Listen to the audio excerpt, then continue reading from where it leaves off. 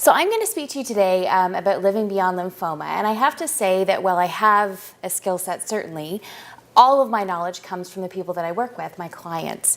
So I'm really sharing with you some of what I hear from them in terms of how to live well beyond their cancer experience. Oops. So one question that I hear all of the time is, how am I supposed to feel? And I am not a fan of the words supposed to or should, but certainly they come up a lot in the work that I do with clients. So I've taken some quotes from a great book called Picking Up the Pieces. It's a cancer survivorship book. And these are just different quotes from people who've survived a cancer experience, and they're varied. So everything from I'm so grateful and thankful, to I feel completely numb, to I'm doubting myself, I really want to prove to everyone that this hasn't impacted me at all. And really the last one speaks to me quite a bit because I hear this often. So the notion of, to look at me, it seems like nothing is different, and yet everything is. I often get asked about, with that notion of how am I supposed to feel? Well, what's normal? And that's a really tough one. If we wanted to talk about emotions and if I were to list out every possible emotion you could feel, we would be here with about 1 million slides because there are no right ways to feel when it comes to any life challenges. But these are some of the common experiences that people talk to me about. So certainly it's quote unquote normal to feel worried or fearful, to be angry and irritable, sadness, numbness, confusion, all of these things are very normal. And some of the challenges that can arise are when how you're feeling isn't fitting with how the people in your life are feeling. So partners, loved ones, caregivers, they might, or if they have expectations about how they think you should be feeling, or if professionals have expectations about how they believe you should be feeling at a particular point in time. So really important to know that a variety of emotions are expected, and that you don't have to justify how you feel or really explain it to anyone. So this is a little cartoon I saw that I thought was brilliant. So this is a social worker, and it's the cancer support group Think Positive, and you have the social worker saying, I'm so glad you finally come to terms with your grief, and the person who clearly hasn't, who's putting on that brave face. And so you might be feeling pressure, either as a caregiver, a loved one, or as someone who's living with cancer, to feel differently than you are. And it's important to know that there's no one way to feel, and we really want you to be honest about how you're feeling. I think this also comes from the fact that in the medical world and in society generally, we want things to be fixed. And a lot of the work that I do with people is around the fact that emotions don't get fixed. Even when we're dealing with, some very deep emotions, and we do have medications and treatments to help with things such as depression and anxiety, there's still a lot of work to be done around processing that emotion and allowing yourself to express that emotion. So really, when it comes to emotion, the fix is the process. It's the working through the experience and allowing yourself to feel it. So really what I want you to remember, and what I spend a lot of time reminding people about, and I do tell people I don't practice rocket science, that's for sure, that there are no rules or timelines around how you're supposed to feel at any point in your experience. Every person feels differently at different times. It's quite common for you to be feeling differently than even someone who's been through a similar experience. Or someone who's been dealing with the experience alongside you.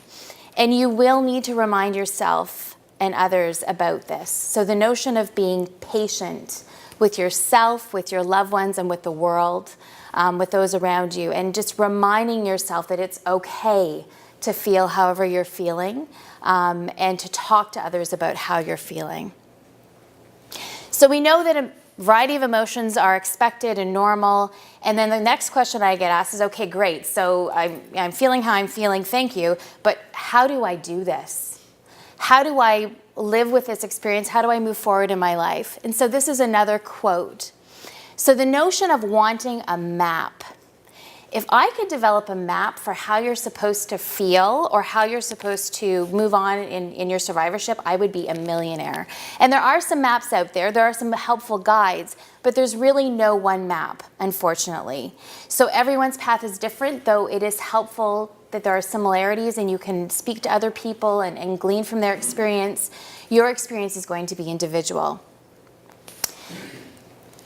So another, how do I do this? So this notion of advice, we are full of advice. And you want advice, when you're sort of saying, okay, so professionals, experts, let me know what to do.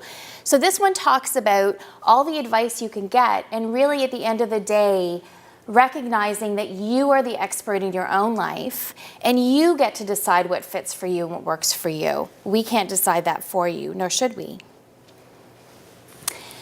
So when we're talking about living life after cancer treatment, and I'm glad this came up earlier, it's the notion of living with cancer. So regardless of your status in terms of whether you still have cancer in your body, whether you've been considered cancer-free, you will always be living with cancer. It's impossible to have a life-altering experience and somehow forget about that and move on in life. It becomes part of your lived experience. So the goal really is to figure out what this experience has meant to you and how it impacts moving forward in your life. That's true of any major life experience. So some things that I hear in my practice from people are, everything has changed for me, and yet nothing has changed. So now I'm through this experience, now I have all the same responsibilities I had before. The people in my world are getting frustrated about the stupidest things in their lives. The things I used to worry about before seem so inconsequential, yet my friends are still worried about these things, or my partner still has expectations of me, and that can be a real challenge. How do you negotiate what you've been through and integrate that into the fact that, for many people, things have stayed the same? This came up earlier, the notion of vulnerability. Once you've been through an experience where you have been made to feel very vulnerable, and you're now living with uncertainty, that colors everything for you. And so the challenge is to allow yourself to be vulnerable and yet still move forward in your life. So I often get asked too, where did that finish line go? I rang the bell, I'm through treatment, that was my goal to get there, I'm there, and yet a huge amount of my work is with people who are saying, I didn't expect to feel the way I'm feeling now that all the treatment is done. I didn't expect to feel tired. I didn't expect to feel unsure. I didn't expect to feel sad. I expected to feel elated and just say thank you very much and move on with my life, and that's not how I'm feeling. And so we really do a lot of work around this new normal, which is kind of feels like a buzzword at the time, but it's this notion of then how do you move forward with your life? So how do you do that? And really I spend most of my time talking to people about two things, coping and adapting. So coping is what you do when you're faced with a stressor in your life and you need to cope in the moment. And we all have coping strategies. Some of them are positive, things that we sort of pull on to help us get through, and they benefit us. It might be journaling, talking to a friend, listening to music during treatment. Some of these coping strategies can be negative. So they're things that we do when we're stressed, like we eat emotionally, we drink, we don't get enough rest, we tend to overperform to try to prove that we're not struggling, and these things don't benefit us. But these are coping strategies. So it's important when you're looking at living with cancer, living with any major life challenge, that you also look at adapting. So what adapting is not just coping in the moment, but recognizing that life is different and that you can change the strategies or develop new strategies in terms of moving forward in your life. So whereas a coping strategy might be, as I said, going for a walk, engaging in good self-care, an adaptive strategy would be, okay, now I don't have as much energy as I did before. So this is how I'm going to change my morning routine so that I can get to work on time. Or this is how I'm going to modify my day so that I can conserve my energy for what's really important in my day. Or another adaptive strategy might be, I've realized that I didn't take very good care of myself before, and now I need to find a way to integrate this into my life so that I'm caring for myself on a daily basis. And in my view, both are important. So when I'm working with people around coping and adapting, again, it's not incredibly sophisticated information. What I do with them is I say, okay, so tell me how you've handled challenges in the past. Because how you've handled challenges in the past, significant challenges, even if they don't seem like they fit with what you're going through now, that is what tells us what's going to help you to cope and adapt now. If you were a runner, then let's get you back into some physical activity. If you managed well by reaching out and accessing the support of others, then let's do that now. If you were journaling, let's try to focus on that now. So really, for yourselves to look at your past and figure out what was helpful. Very important, and this is absolutely true, everyone has strengths. Even at your lowest point, and I see people at their lowest of low points, everyone has something to offer and everyone has a strength. So my job becomes figuring out what those strengths are and reminding people of them. So reminding yourself, even having some, maybe you write down some strengths, maybe you have some Post-it notes up, you really rely on your loved ones to say, just remind me about what I'm good at, because right now I don't feel like I really can do anything. Remind me of how I contribute to our family. And as a loved one, you can do that as well. Self-care is not a luxury, and this sounds very trite, but we don't do enough self-care. We would all be much happier if we decided that taking care of ourselves is not the thing that we did last. And I don't just mean physical activity, eating well, etc. I mean feeding the soul. I mean taking time to have hobbies and interests. These are important cornerstones of being well as a person. And if we took time for that, then we would all be happier. And I think that's what we do when we tell people, be selfish, this is your time. We're really trying to get at, in a way I'm a bit envious too when I talk to people about this. This is your time to really think about what matters to you and to integrate that into your life, right? And so we really try to encourage that. Please be patient, this takes time. I speak to people who are several years out from treatment, who struggle occasionally, and I say to them, yes, this happens. Sometimes you need to remind yourself of what your coping strategies are. You need to be patient with the people around you because they might have different expectations of how you should be moving forward. Please do not underestimate the power of social support. It's often when we're feeling like we don't want anybody that we need them the most. So it's very important to access our support systems. Two strategies I'm going to mention very briefly that I sometimes talk to people about. If you're someone who really needs to feel like you have something tangible, I talk about packing a metaphorical coping toolbox or making a blue day list. So very quickly, a coping toolbox is really it's the notion of having a whole box or assembled coping strategies. So what I'll talk to people about is when they start their journey or when they're at the end of their journey in terms of treatment, I say, think about all the things that help you cope. Because you need to be able, and they need to be different. They need to be all kinds of different things so that when you're in the moment, you can kind of put your hand in and feel around and say, yep, this is the one that's going to work for me today. And we need to do that ahead of time so that we're in the moment, we actually can access those ideas. The other is a blue day list. And I did this with a client. We were just talking one day and she and I came up with this together and it actually worked. So I'm hopeful it can be helpful for others. She was struggling with other people's reactions to how she was feeling. She said, when I get really down, and we expect that to happen, my family doesn't know what to do with me. They're panicked, they want to just cheer me up, and it annoys the heck out of me. It actually makes me feel worse because I feel like I have to put on a happy face for them. So we talked about her sitting down with them and making a blue day list. And this was, listen, when I'm feeling this way, these are the things that tend to make me feel better. And then her family members were able to chime in and say, you know what, but I could try this. What about this? Like her daughter said, I could paint your fingernails. And she said, that would be lovely. When I'm feeling really awful, that would be a great idea. So they made a list together and they actually kept it on the fridge. And all she had to do is say to them, it's a blue day. And then they would pull on the list and say, well, what about this? And she'd say, no, not today. And they said, well, what about this? And it helped everyone to feel like they were on the same page. So it's just an idea. So So what do I do now? I mean, really, advice is difficult because everyone is different, and I worry about oversimplifying. But the broad strokes are, I would say you continue to process your cancer experience. We can't have a meaningful experience in life and not work through it. That's what we do as human beings. And so whatever it takes for you to do that, whether it's art, I've had a gentleman who's recently discovered that he was an artist. He'd never put pen to paper to draw, to paint, and he's discovered this inner being who is an artist. So it could be art, journaling, speaking with other people who've had similar experiences, reading books.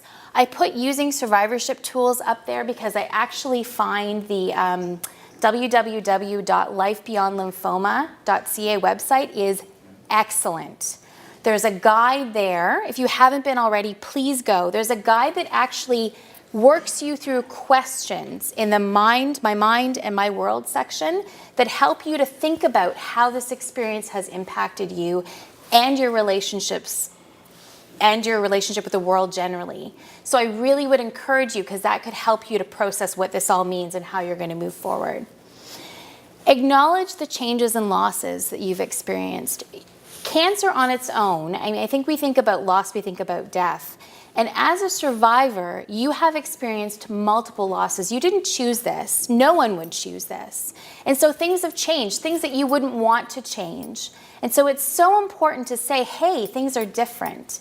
Because if you can acknowledge those changes and losses, then you can figure out how you're going to cope with them and how you're going to adapt and move forward. I can't encourage enough to accept offers of support and reach out. I think that's so important. People often say to me, like, everyone's offering me help and support, and I'm just like, leave me alone. And I say, tell them how they can be helpful. Be concrete. Say, you know what?